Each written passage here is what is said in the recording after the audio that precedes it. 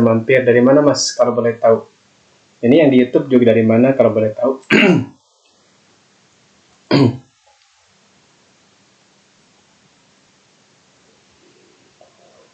Sambil kita nunggu mereka yang mampir, yang memberi komen, kita mulai saja pengajian kita. Dengan terlebih dulu mari kita bersama-sama membaca doa, yaitu membaca Fatihah agar supaya pengajian kita lancar, berkah, manfaat. Karena orang yang bermanfaat itu adalah orang yang sebaik-baiknya manusia. Manusia yang sebaik-baiknya. Khairun nas anfa'uhum linnas. Orang yang paling baik adalah mereka yang paling bermanfaat kepada sesamanya. Baik. Ila hadratin Nabil Mustafa Sayyidina Maulana Muhammadin sallallahu alaihi wasallam. Wila hadrati musannifi hadal kitab. Wila hadrati abaina wa ummahatina. Wila hadrati masyayikhina. Wali husulil ilmi. Wali jalbir rizqi. Wali syafa'atin Nabi sallallahu alaihi wasallam. Wali qada'il hajat. Wali kulli niyatin sholihah. Al-Fatihah. Bismillahirrahmanirrahim. Alhamdulillahirabbil alamin. Arrahmanirrahim. Maliki yaumiddin. Iyyaka na'budu wa iyyaka nasta'in. Ihdinas siratal mustaqim. Siratal ladzina an'amta 'alaihim ghairil maghdubi 'alaihim waladdallin. Amin.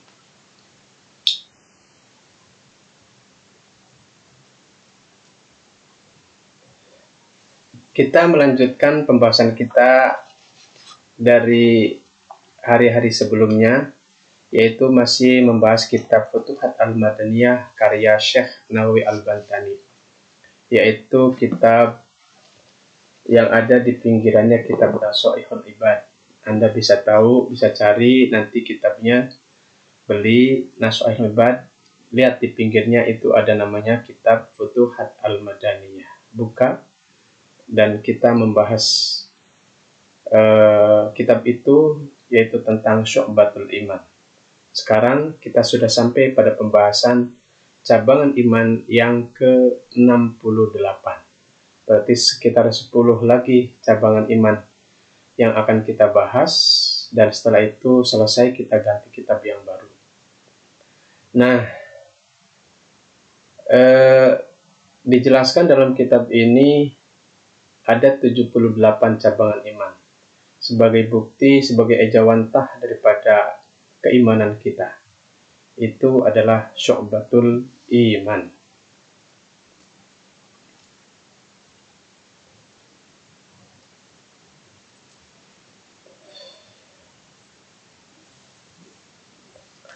Bismillahirrahmanirrahim.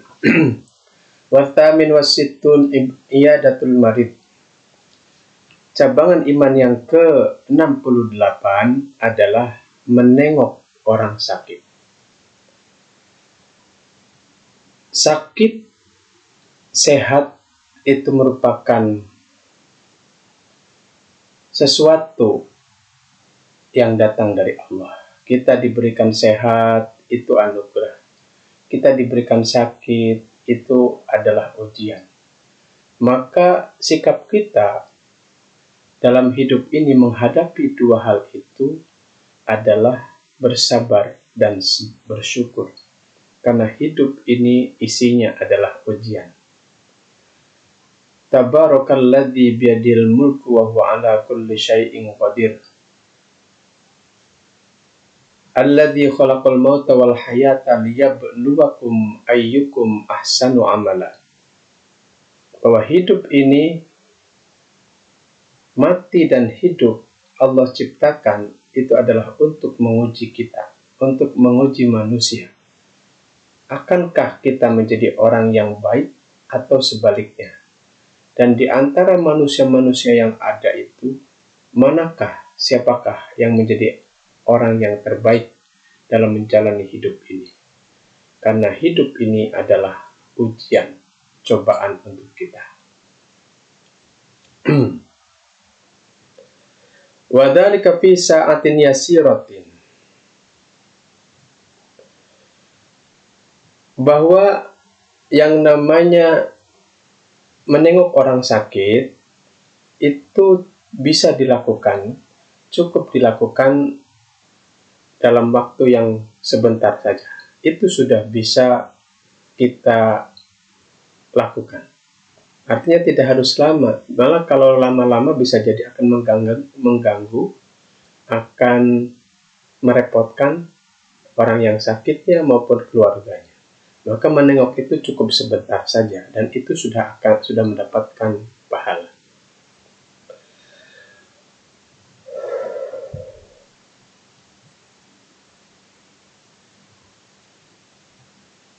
Maka kita tidak usah berlama-lama ketika menengok orang sakit. Jangan seperti kita bertamu kepada orang lain. Kalau bertamu bolehlah berlama-lama, tapi menengok orang sakit tidak harus, karena itu bisa jadi mengganggu orang yang sakit. Fa innal aqla fi dzalika yudhibu ujrul iyadah illa syurbal ma'al khalis. Dikatakan kalau kita menengok orang sakit, kalau kok kita makan-makan di situ, kita malah disuguhi, malah sunahnya ketika ada yang menengok yang sakit, itu tidak harus disuguhi. Karena kenapa? Kalau kita sebagai orang yang menengok orang sakit kok kita makan makanan dari situ, itu akan menghilangkan pahala nengok kita. Maka hindari, kalaupun umpamanya kita disuguhi makanan-makanan oleh keluarga yang sakit, maka hindari atau kita tahan diri untuk tidak memakan makanannya. Dan memang sudah seharusnya dianjurkannya bahwa bukan kita yang memakan makanan yang sakit, tetapi kita membawakan makanan, membawakan sesuatu untuk orang sakit agar supaya apa? Dia merasa gembira, sehingga dengan gembira itu dia akan teringankan rasa sakitnya atau beban penderitaannya. Maka jangan makan makanan kalau kita sedang menengok orang sakit. Bagaimana kalau kita disuguhi air putih saja? Nah, kalau air putih saja ketika kita menengok orang sakit, itu masih ditolerir, masih diperbolehkan. Tapi air putih loh ya, bukan air yang dicampur umpamanya gula, kopi, susu. Nah, kalau itu sudah sama seperti makan, itu akan menghilangkan pahala menengok kita. Cukup air putih kalaupun kita mau minum dari keluarga atau yang kita tengok itu. Maka hindari, kalaupun kita disuguhi, hindari untuk memakan atau mengonsumsi yang disediakan oleh si tuan rumah. Dan memang tidak dianjurkan juga atau sunahnya, atau tidak disunahkan kita memberikan suguhan kepada orang yang datang ketika menengok.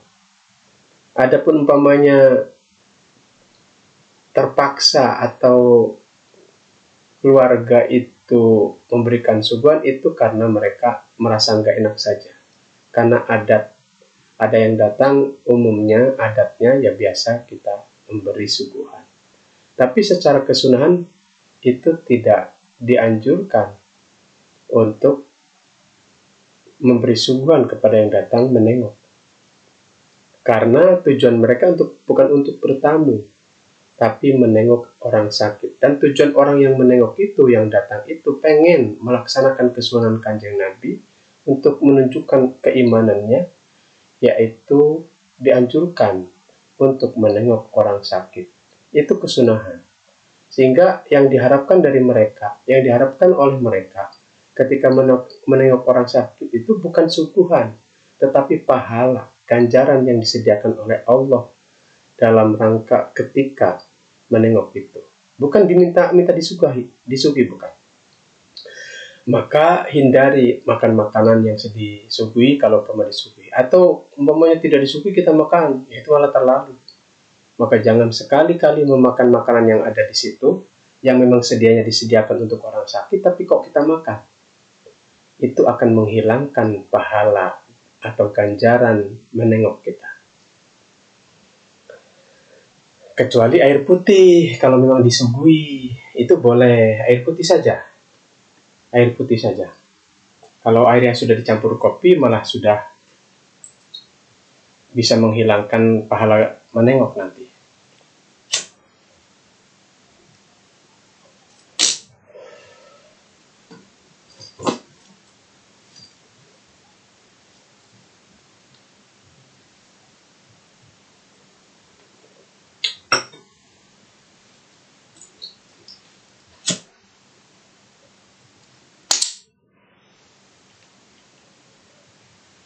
Min ghairi sukari. Ya, kalau dicampur dengan gula, susu, kopi kita minum sekali lagi itu juga akan menghilangkan pahala menengok kita. Maka jangan diminum kalaupun disuguhi. Apalagi tidak disuguhi, jangan minta untuk disuguhi malah. Jangan minum juga. Wa idza dakhalat ala marid wa idza dakhalta ala maridin aw mayyitin faqra indau surat Yasin. Nah, anjurannya, sarannya yang disunahkan ketika kita menengok orang sakit, ketika kita datang kepada orang sakit, kepada orang yang menengok jenazah, ziarah takziah begitu, datang kepada yang sakit atau yang mati ke rumahnya, ke keluarganya, itu anjurannya adalah kita dianjurkan untuk membaca surat Yasin. Namun disinilah dalil daripada kenapa di kita budayanya itu ada yang sakit kita baca Yasin, ada yang mati kita baca Yasin, ada tahlilan kita baca Yasin. Kemudian ya pokoknya adat di kita, tradisi di kita kebanyakan adalah kita apa-apa ngeriung itu yang dibaca adalah Yasin. Ini dalilnya. Ternyata diambilkan dari kitab Futuhat Al-Madaniyah karangan Syekh Nawawi ini. Dan tentu beliau juga ngambil lagi dari apa-apa yang disampaikan oleh Kanjeng Nabi melalui hadisnya. Jadi bacalah ketika menengok orang sakit itu, bacalah surat Yasin. Itu anjurannya. Jangan kemudian ngobrol. Yang ngobrol sekedarnya untuk menanyakan kondisinya. Tapi bacalah surat Yasin. 1 kali cukuplah. Gak usah keras-keras. Ya, di sampingnya atau agak jauh kita bacakan untuk beli untuk mereka, dia yang sakit atau yang mati. Yang nanti pahalanya itu kita kirimkan. Agar supaya yang mati itu, yang meninggal itu diringankan siksanya, diampuni dosanya, diterima amal ibadahnya. Yang sembuh, yang sakit, semoga diringankan sakitnya, dihilangkan penyakitnya, diberikan kesembuhan. Itu seperti itu. Fal marid la yazalu ma'allah. Ay maridin kana walau tanawala al asbab al mu'tadah liwujudi syifa indaha.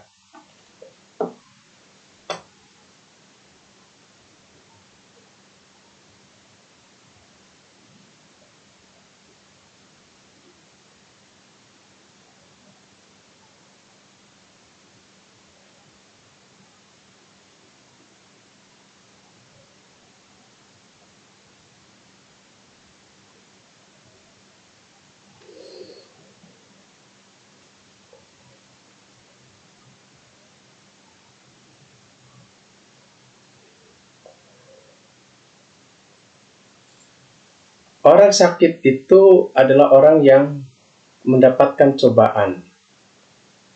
Dan orang cobaan itu adalah orang yang secara terpaksa maupun tidak, dia adalah orang yang harus sabar.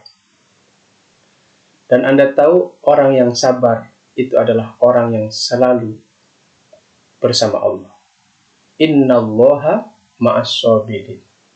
Maka jangan khawatir. Apapun kondisi kita, dan memang kenyataannya seperti itu, bahwa Allah selalu bersama kita. Maka ketika kau mendapatkan cobaan, bersabarlah. Ketika ujianmu tak kunjung hilang, musibahmu tak kunjung reda, maka bersabarlah, karena sabar itu tidak ada batasnya. Bukan sabar namanya ketika masih mempunyai batas. Untuk segala penderitaanmu, untuk segala rasa sakitmu, maka bersabarlah, karena Allah tahu di mana batas kemampuanmu. Itu. Apalagi secara adat, secara sunatullah, Allah itu setelah menyediakan obat untuk sakit. Karena segala sesuatu itu, segala penyakit itu ada obatnya. Likulli da'in dawa'un, au kama qala, bahwa setiap penyakit, setiap sakit itu sudah tersedia obatnya. Apalagi sakitnya itu umpamanya karena memang ada sebab-sebab yang mengenainya, yang secara adat, secara alamiah datang. Bisa jadi setelah didiagnosa, oh dia terkena ini, sakit ini karena pernah terkena ini. Nah, maka jangan khawatir, likulli da'in dawa'un. Segala penyakit itu ada obatnya. Nabi mengatakan seperti itu, au kama qala. Wa ma dzalika fala yaqbal anillah lihudurillah indahu. Oleh karena itu, karena Allah sudah menyediakan segala penyakit itu ada obatnya, Allah juga dalam kondisi si orang itu sakit, sebenarnya dia itu sedang diberi cobaan, maka mau tidak mau dia harus bersabar, suka atau tidak suka, terpaksa ataupun tidak, dia harus bersabar. Maka orang sabar itu adalah orang yang selalu bersama Allah. Innama yuwaffas sabiruna ajrahum bighairi hisab. Orang yang sabar itu ganjarannya tidak terhitung, tidak ada hitungannya, tanpa hitungan. Nah, maka selalulah bersama Allah dengan Anda. Bersabar dalam kondisi Anda sesulit apapun, apalagi Anda dalam kondisi yang senang. Itu sudah menjadi keharusan Anda, karena Allah selalu mengawasi kita. Dan yakinlah sakitmu, penderitaanmu, Allah selalu sayang kepadamu, Allah selalu ada di sampingmu.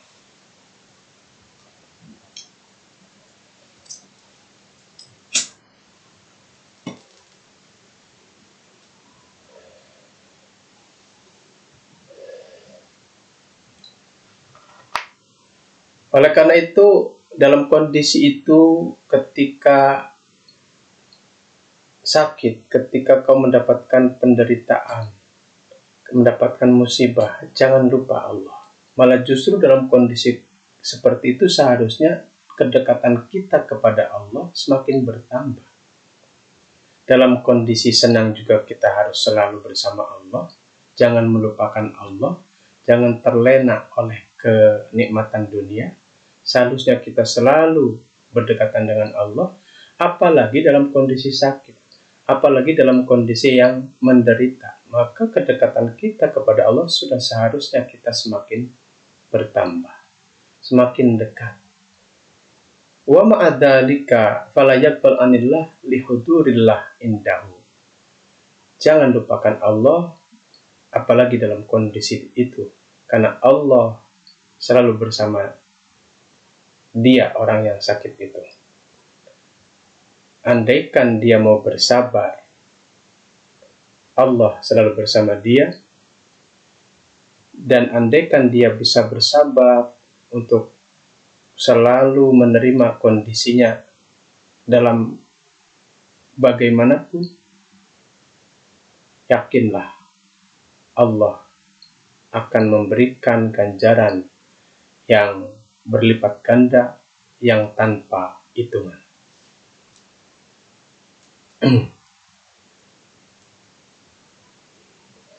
Bari di share Di share, di komen, di share. Coba supaya tambah ini. Rahma Celia Putri, dari mana Mbak? Kalau boleh tahu. Belum tidur nih. Baguslah kalau yang ditonton saya. Ngaji berarti. Rahma Celia, dari mana Rahma Celia Putri? Waalaikumsalam Mbak Rahma. Ada yang mau ditanyakan? Terlebih dulu dari mana Mbak? Mbak Suarsi juga. Ini tayangan saya jelas apa enggak Mbak? Ini di sini nge-lag terus ini. Kalau boleh tahu sudah follow belum Mbak nih? Di follow dulu lah supaya maju channelnya, akunnya. Mbak Rahma dari mana kalau boleh tahu? Bari di Shirley, Mbak Rahma dari mana kalau boleh tahu?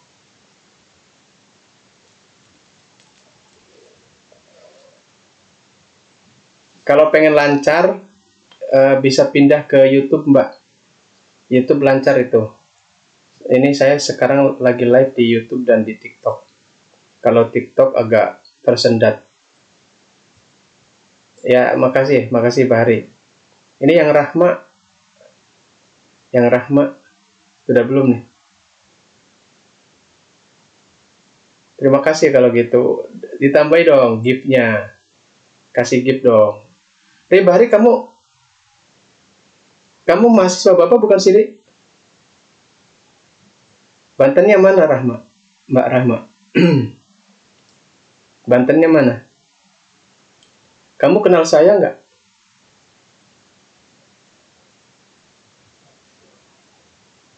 Kamu kenal saya nggak, Rahma?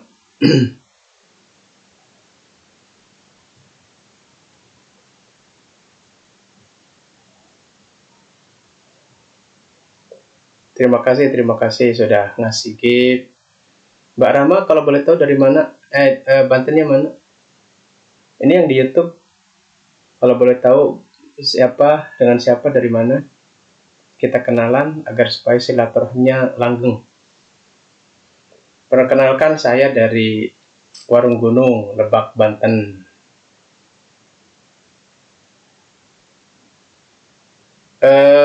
Yang Bapak ajar? Oh, Bahri ini ya? Kamu mahasiswa saya bukan? Rahma. Angkatannya siapa itu? Yang siapa itu? Si Desi. Angkatan Desi bukan? Desi. Mak, Rahma.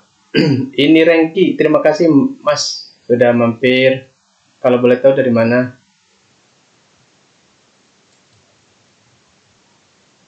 Kalau di TikTok nge-lag, Anda bisa pindah ke YouTube karena di situ relatif lancar. Di TikToknya agak nge-lag ini. Nggak tahu itu kenapa itu.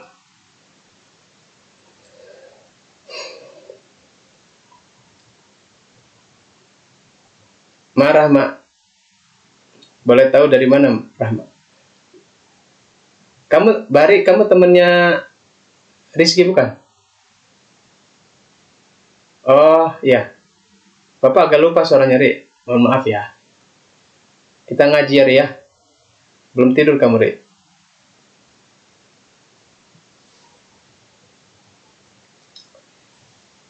Kalau pengen lancar di TikTok itu lancar. Di YouTube itu lancar.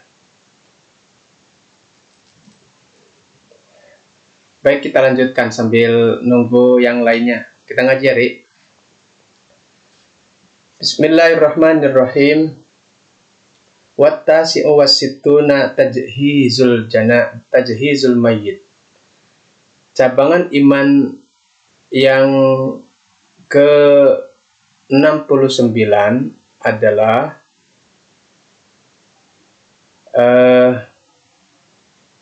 mengurus jenazah, mengurus mayit. Ini bukti keimanan kita. Bahwa ciri orang yang beriman itu diantaranya adalah kita menghormati, menghargai mayit. Jadi kita urus, jangan dibiarkan. Maka sunahnya kita mengurus jenazah itu adalah segera. Segera, jangan sampai didiamkan lama. Agar supaya apa? Agar supaya dia cepat ketemu dengan amal baiknya, dengan amalnya. Tuh. Re, di give lah, kasih give nih, supaya untuk mendorong teman-temannya yang lain. Nah, yang lain juga yang nonton. Seperti Rahma Celia Putri itu.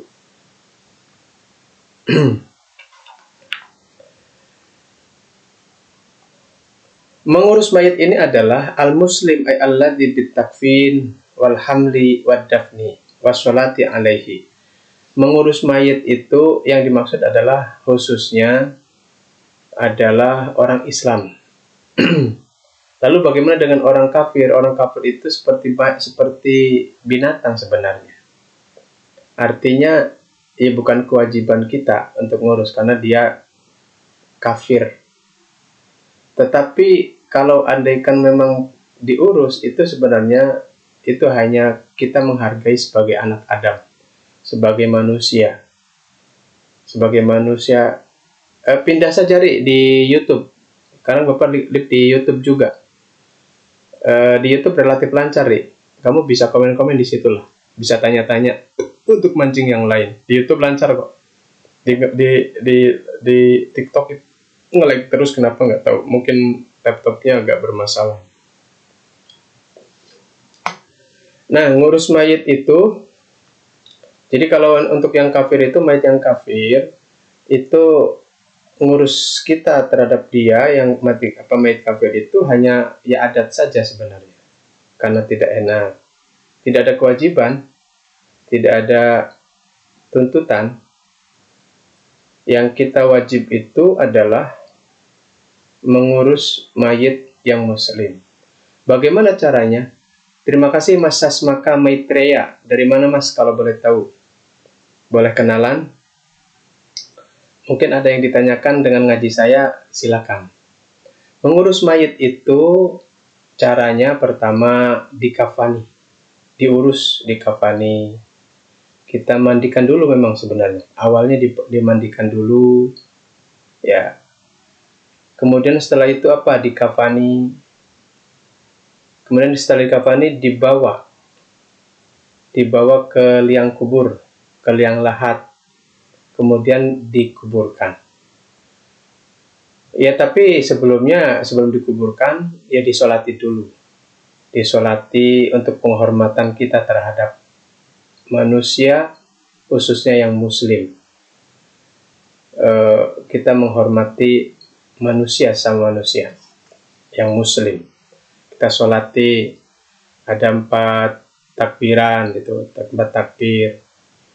Cara mensolati itu usolli umpamanya ala hadhil janazah rokaat ini arba takbiratin. Umpamanya jadi imaman, kalau jadi makmum ya makmuman, atau sendirian saja lillahi ta'ala langsung boleh. 4 takbiran. Pertama baca Fatihah, takbir pertama, setelah takbiratul ihram. Takbir kedua baca sholawat. Takbir ketiga baca Allahumma gfir lahu warhamhu wa'afihi wa'afu anhu. Takbir keempat, Allahumma la tahrimna ajrahu wa la taftinna ba'dahu waghfir lana walahu. Itu yang dilakukan dalam sholat jenazah. Harus bisa itu. Karena suatu saat kita juga akan disolati, kita akan mati karena kullu nafsin dha'iqatul maut.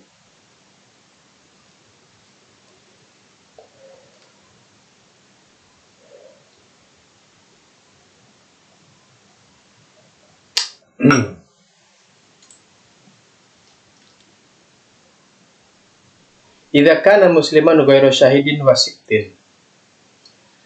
Yang tadi kita lakukan itu mulai dari memandikan sampai mengkafani, kemudian menyolati, ada 4 ya.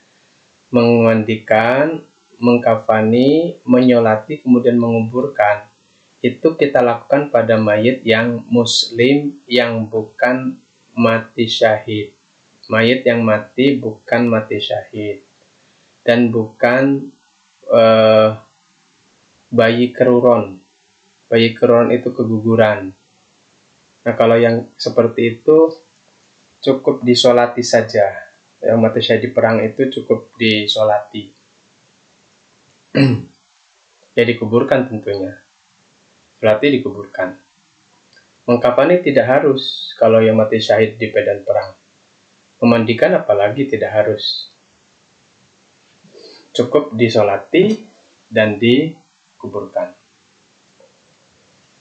Wa idza mata laka mayyitun fajtahid ayyusalli alaihi mi'atu muslimin. Fajtahid ayyusalli alaihi mi'atu muslimin. Au arba'una fa innahum syufa'a'u lahu indallah. Ini anjuran nih. Kalau ada yang mati, khususnya keluarga kita lah, orang terdekat kita ada yang meninggal, maka dianjurkan ada yang menyolati dia itu sampai sejumlah 100 atau 40 orang muslim yang menyolati. Kenapa?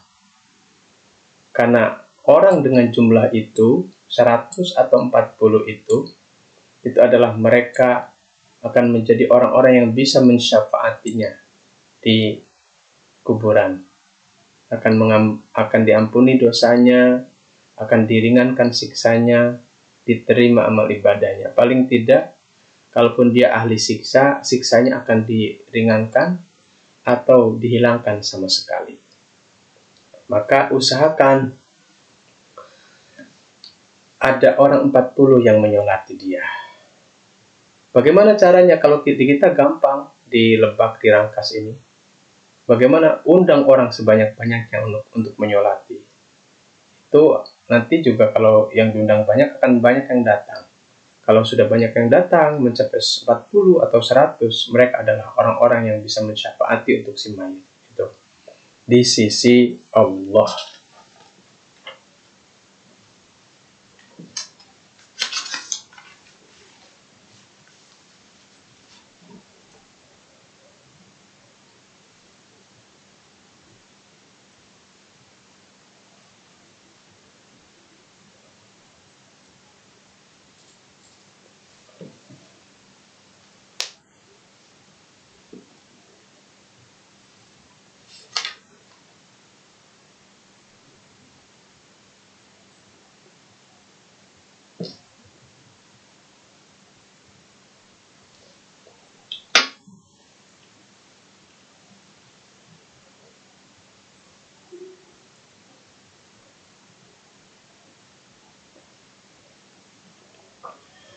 mystore.co.id. Thank you for your watching.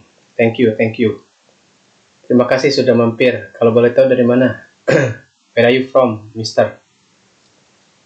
Thank you for your watching. May I know you? Boleh saya kenal Anda dari mana? Kalau dari nama, kayaknya Anda ini ya, perusahaan atau toko gitu.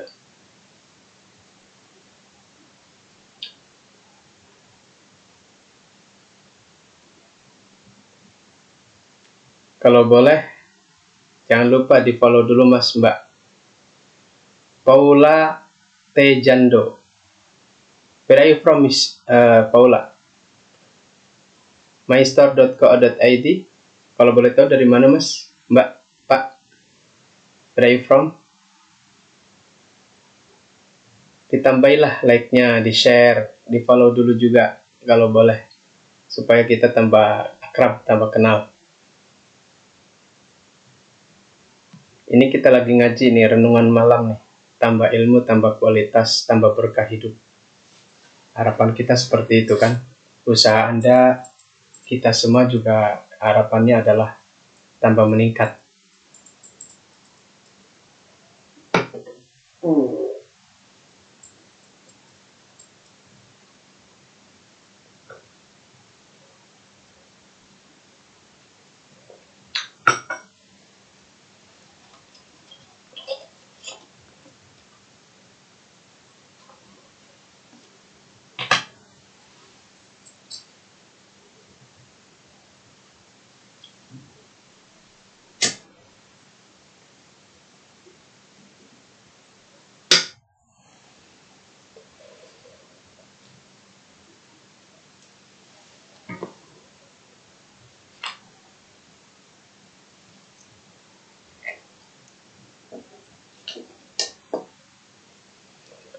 Wasab'un kafud doror aninas, cabangan iman yang ke-70 adalah mencegah bahaya dari orang lain, dari manusia. Mencegah bahaya itu dalam arti kita menghindarkan kalau ada bahaya yang mungkin mengancam orang lain, yang kita tahu, kita usahakan jangan sampai orang lain itu terkena bahaya itu. Atau dari kita sendiri, jangan sampai kita melukai orang lain, menyakiti orang lain. Bahkan sebisa mungkin, kalaupun kita tidak sengaja, kita hindari. Jangan sampai melukai orang lain. Nona JM, thank you for your watching. Terima kasih, terima kasih. Dari mana Mbak Mas, kalau boleh tahu? Fadfa an arodin. An ardi akhika al-muslim mastata'ta wala tukhdilhu. Jangan mencelakai orang lain. Jangan membuat orang lain, jangan membahayakan orang lain. Sebisa kita usahakan kita tidak menyakiti orang lain. Kalau kita tidak bisa memberi manfaat kepada orang lain, paling tidak kita jangan membuat orang lain bahaya. Jangan membahayakan orang lain. Terhadap yang lebih umum lagi, bangsa, negara. Kalau kita belum atau tidak bisa memberi manfaat, menyumbang kepada negara, memberi kepada negara, paling tidak jangan membuat bahaya terhadap negara, terhadap bangsa. Jangan melukai, jangan menyakiti, jangan membahayakan. Itu paling tidak itu. Kalau belum bisa memberi, paling tidak jangan menyakiti. Kalau belum bisa menyenangkan, paling tidak jangan menyakiti. Jangan kemudian wala tukhdilhu. Jangan membuli, jangan merendahkan, jangan menghina orang lain. Kenapa? Belum tentu orang yang menghina itu lebih baik daripada orang yang dihina. Jangan merasa diri kita lebih baik kepada orang lain daripada orang lain, kemudian kita menghina orang lain. Kita saja belum tentu baik, apalagi kita kemudian menghina orang lain. Itu perbuatan bukan orang soleh itu. Bukan perbuatan orang soleh itu. Maka paling tidak kita diam. Kita tidak mencelakai orang lain, tidak menyakiti orang lain, paling tidak itu. Kalau belum bisa memberi, kalau belum bisa menyenangkan, paling tidak jangan menyakiti. Jangan menghina, jangan membuli, wala tukhdilhu. Karena dalam sebuah hadis itu dijelaskan, cukuplah kejelekan orang itu terlihat dari cara dari dia itu menghina orang lain. Jadi sebenarnya ketika kita membuli, menghina orang lain itu sudah kelihatan betapa jelek diri kita. Dalam hadis seperti itu. Bagaimana bunyinya itu? Saya agak lupa. Pokoknya cukuplah kejelekan seseorang itu dengan menghina orang lain. Jadi jangan menghina orang lain. Dengan begitu kita menjadi baik. Jadi baiknya seseorang, buruknya seorang itu terlihat. Kalau dia suka membuli, suka menghina, itu berarti dia sendiri adalah buruk, jelek, jahat. Maka sekali lagi, kalau belum bisa memberi, jangan menyakiti. Kalau belum bisa menyenangkan, jangan menyakiti. Idan tuhikat hurmatuhu. Walaupun masih orang lain itu ya dalam kondisi yang sedang terhinakan, sedang terhina, umpamanya ada kasus yang membuat dia malu, disengaja ataupun tidak. Lah kita sebagai orang yang soleh jangan ikut-ikutan membuli, menjelek-jelekan. Sehingga apa bedanya kita dengan orang lain yang menghina itu? Atau apa bedanya kita dengan dia yang terhinakan itu, kalau kita masih membuli juga, masih menghina juga. Indah Eka, terima kasih sudah mampir. Kalau boleh tahu dari mana Mbak Indah? Wakun ridaan wa komisun li akhika al-mu'min. Jadilah kamu sebagai kainnya, sebagai bajunya, sebagai gamisnya bagi saudaramu yang muslim, yang mukmin. Apa artinya? Tutupi aibnya. Dalam hadis itu apa itu? Pokoknya anjurannya adalah tutupilah aib orang lain yang muslim. Jangan kita membukanya, jangan kita membulinya. Fahfadhu fi nafsihi wa ahlihi wa waladihi. Kita harus jaga harga dirinya, harus jaga keluarganya, harus jaga anaknya. Artinya apa? Jangan menjadi orang yang suka mencari-cari kejelekan orang lain, membuli, membuka, memeleh-melehkan, atau membuka aib orang lain. Dengan begitu kita akan terbuka hakikat diri kita. Orang yang suka membuli itu sebenarnya dia sendiri yang jelek. Cukuplah kejelekan seseorang itu dengan menghina orang lain. Itu dalam hadis seperti itu.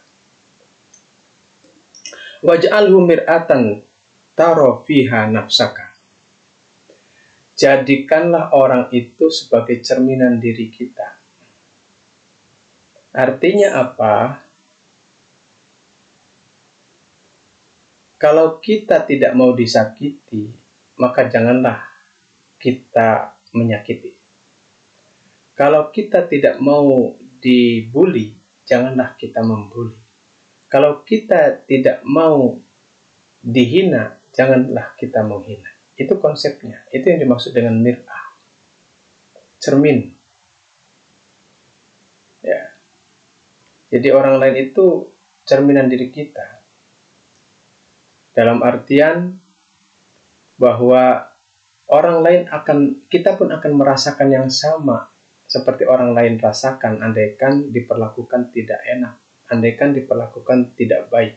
Ketika orang lain diperlakukan tidak baik, kemudian hal itu terjadi sama kita, ternyata kita merasakan juga. Nah, maka berarti konsepnya janganlah sakiti orang lain kalau kita tidak mau disakiti. Karena orang lain pun ketika menyakiti diri kita, kita akan sakit juga. Akan merasa terluka, akan merasa kecewa. Maka kalau bisa merasakan seperti itu, jangan lakukan itu kepada orang lain. Jadi pikir dulu sebelum bertindak, pikir dulu sebelum berucap. Itu adalah konsep berinteraksi dengan orang lain. Fakamat tuzilu angka kulla adha faltuzil an akhi kal mu'min kullama yata'adza bihi. Jadi ketika kau pun merasakan sakit ketika disakiti orang lain, maka jangan menyakiti orang lain. Ketika kau ingin orang lain membantu Anda, maka bantulah orang lain. Ketika kau ingin dibantu oleh orang lain, bantulah orang lain. Itu konsepnya. Ketika kau ingin dihormati, hormatilah orang lain. Maka sebenarnya orang lain itu adalah cermin kita. Orang lain itu adalah kaca yang kita bisa melihat bagaimana cara memperlakukan diri kita. Cara kita diperlakukan oleh orang lain. Kita pengen kita dihormati, kita pengen kita dihargai, kita pengen kita tidak disakiti. Maka hal yang sama seharusnya itu kita lakukan kepada orang lain. Itu konsepnya. Fakama tuzilu angka kulla adha fal tuzil an akhi kal mu'min kullama yata'adda minhu. Jika kau ingin engkau dibantu oleh orang lain akan segala kesulitanmu, maka bantulah orang lain.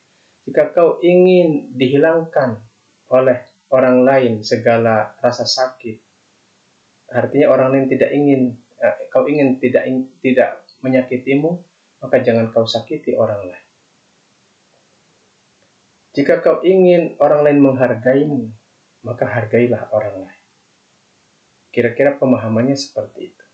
Fakama tuzilu angka kulla adha fal tuzil an akhi kal mu'min kullama yata'adda minhu kullama yata'adda bihi. Yang di YouTube siapa kalau boleh tahu? Yang hadir, terima kasih sudah mampir. Anda, kita ngaji sekarang.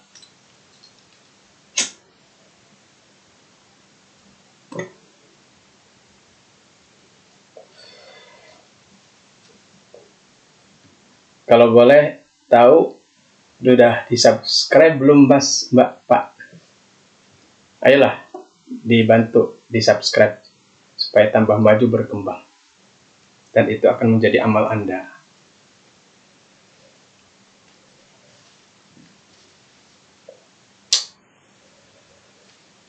Wal hadi wasab'un karohatul aud fil kufri. Yang ke-71 adalah kita benci kembali kepada kekafiran. Dalam hadis dikatakan begini, au kama qol ya.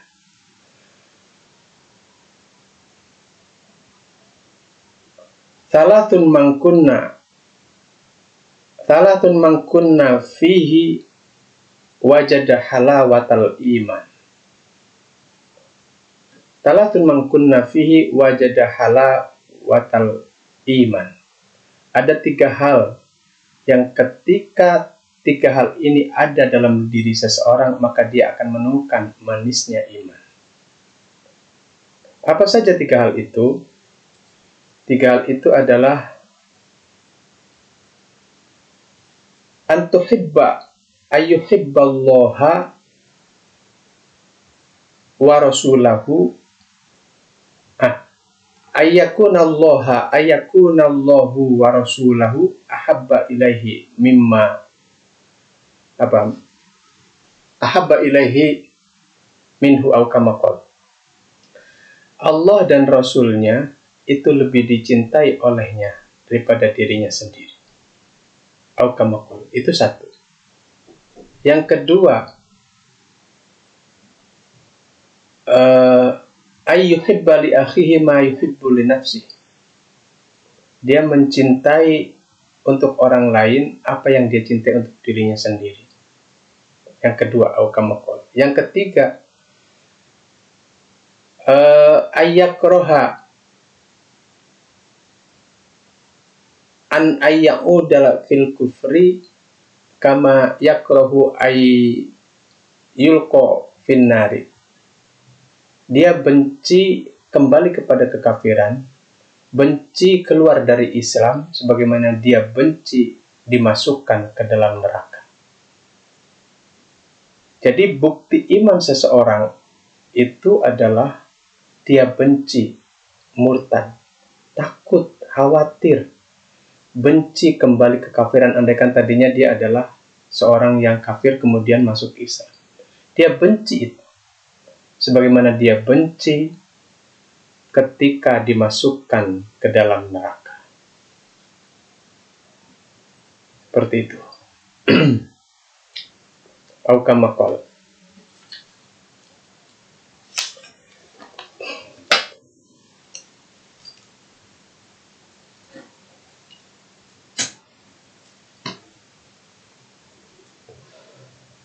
Mas, Mbak, dari mana kalau boleh tahu yang di YouTube?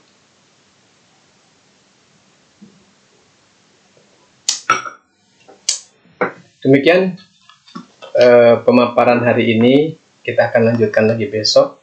Semoga yang saya sampaikan ini bisa bermanfaat untuk kita semua dan ini menjadikan hidup kita lebih berarti, lebih berharga, lebih berkualitas dan berkah. Sekian, semoga Allah selalu menjaga kita, selalu merahmati kita, selalu memberkahi hidup kita. Amin ya rabbal alamin.